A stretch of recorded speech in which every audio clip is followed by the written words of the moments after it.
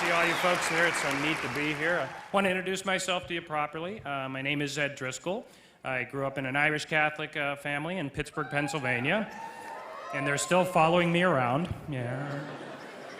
I live in Los Angeles, California now, which was quite a trip to go from Pittsburgh to LA. I had a lot to learn when I got to California. Right away, I realized I was completely ignorant of Hispanic culture. Yeah, like for instance, I'd never seen the name Jesus written out before. So like the first week in LA, I get this brochure in the mail advertising Jesus the Tree Trimmer. And boy, I'll bet he's good.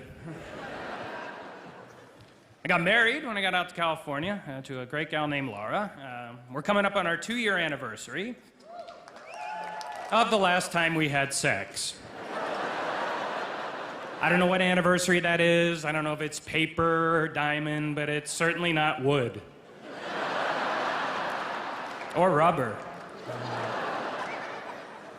Oh, my wife's great, she is. We get along very well, I think because we have a lot of things in common, you know. Like, we both love games. You know, we play, like, chess and checkers and video games. And, of course, her favorite game, Guess Why I'm Pissed? A game can break out at any time, boy. You don't know when it's coming. You just gotta be ready.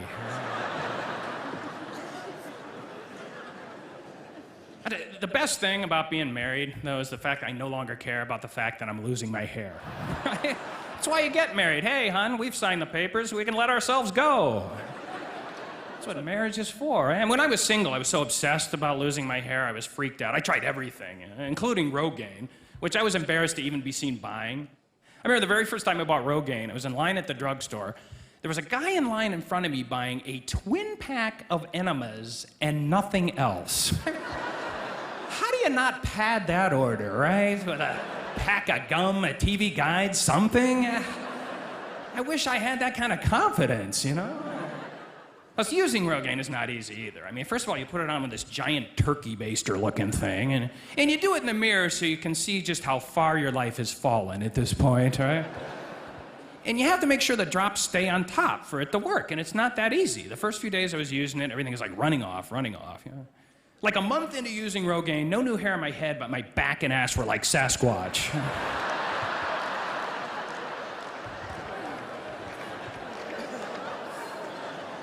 Wow, what a nice group of people, I tell you. So friendly here, which is so great. I mean, it's so strange being in Los Angeles. Whenever I'm friendly to somebody out there, they're always suspicious and hostile right away. It's just so odd. Like one day I was at the mall, and I pull in the parking lot, and a guy pulls up next to me, and he gets out of the car, and his lights were on. And I said, oh, excuse me, you left your lights on. He said, hey, they go up on themselves, pal. That's what cars do these days. Where you been? Sorry to bother you. Yeah, let's see if his tires reinflate by themselves, too, huh? People are so defensive. Even the cab ride. I remember going to the airport to come out here. I get in the cab, and we're in there like 30 seconds, and the driver whips out his cell phone. Starts talking on his phone. We're all over the road. I politely said, you know, can you not talk on your cell phone while you're driving me? He just got mad immediately. I was like, you know, in my country, I'm a doctor. Listen, pal, in your country, I'm probably a doctor, okay? I always get attitude, man, from clerks or even from electronic, automated systems. The only thing worse than, like, punching the numbers in is having to talk to the computer. You ever do that? And if anybody's in the house listening to you, you sound like a complete moron. Yes. Arrivals. Domestic. Yes. Kill me. English. I get mocked by computers, you know? Even like Google. Ever use that? If you make a typo on Google, you know, it just mocks you immediately, doesn't it? Like the other day, I was looking up some stuff about the Golden Gate Bridge, right? And I accidentally typed in San Francisco instead of San Francisco, you know, whatever, Golden Gate Bridge, and it comes back, did you mean San Francisco? Oh, you know I did, you bastard. Give me the information. Stop mocking me. What are we, married? So glad that Louis asked me to do this. I was so honored. It's so funny. We flew in together from Vegas, which really wasn't a terrible flight. I'm not a good flyer, but I'd been on the longest flight I'd ever had in my life recently. I went to New Zealand. which is beautiful once you get down there, but from LA, it's about a 12-and-a-half-hour flight, right?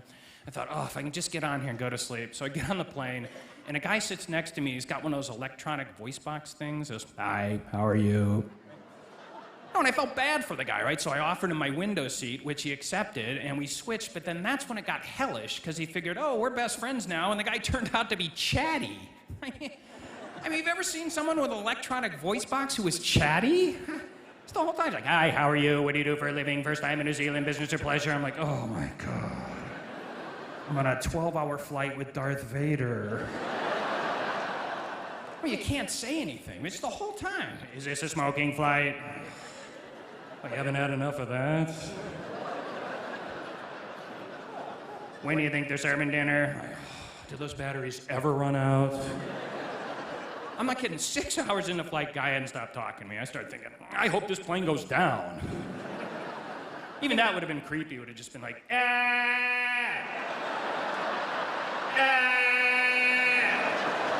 Folks, you've been fantastic. Enjoy the rest of the show. Thanks very much. Good night.